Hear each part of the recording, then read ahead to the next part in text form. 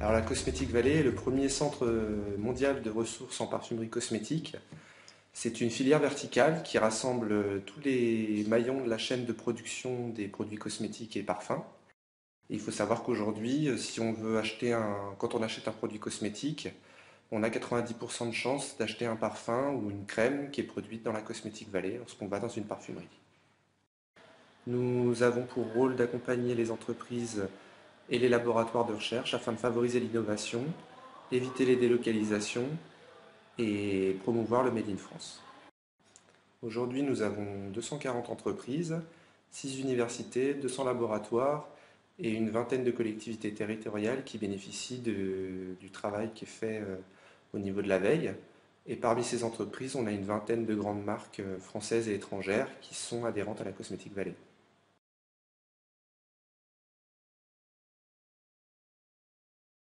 Alors depuis 2008, il faut savoir que ce n'est pas notre première plateforme, on est à notre deuxième plateforme de veille. Et ça nous permet d'automatiser la collecte d'informations sur une centaine de sources différentes qui sont du secteur de la chimie, de l'emballage et de la parfumerie cosmétique, notre cœur de métier. Et toutes ces informations sont ensuite redistribuées sous forme de synthèse. On a lancé un bulletin trimestriel qui s'appelle Cosmétoveille et qu'on distribue à l'ensemble de nos adhérents. Depuis 2008, cet outil nous a permis de capitaliser des connaissances sur notre secteur au travers de la surveillance d'une centaine de sources d'informations différentes. Cela nous a permis de connaître mieux les acteurs, les salons sur lesquels nous accompagnons nos entreprises à l'exportation et également les innovations qui se produisent sur le secteur de la parfumerie cosmétique.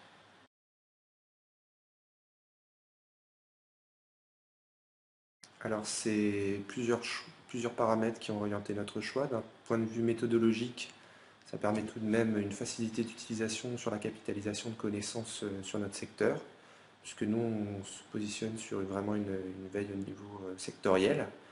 C'est un accroissement du périmètre de surveillance par l'outil de veille, puisque c'est une centaine de sources qu'on veille quotidiennement, qu'on ne pourrait pas faire manuellement déjà.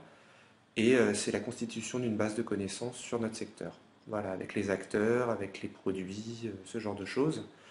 D'un point de vue humain, c'est le club utilisateur ami qui permet d'échanger entre veilleurs, de se rendre compte qu'on n'est pas les seuls à avoir les mêmes problématiques et de savoir sur quel point renforcer son action en tant que veilleur.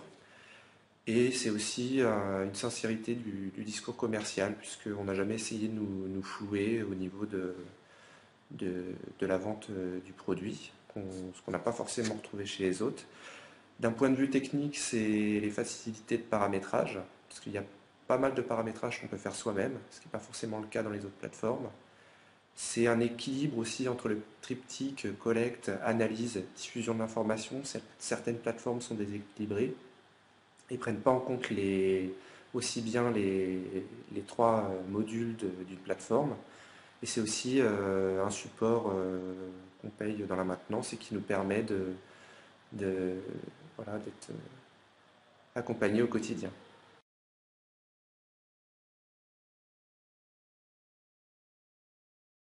Alors, c'est dans un premier temps une amélioration au niveau de l'ergonomie pour l'utilisation quotidienne, puisqu'on a une souplesse de paramétrage qui fait gagner énormément de temps, puisqu'on peut paramétrer son interface en fonction vraiment des fonctionnalités qu'on utilise. Et c'est également le système d'alerte mail qui a été amélioré depuis la V5 et qui permet maintenant de personnaliser la charte graphique des alertes mail pour avoir une charte qui est propre à notre organisation.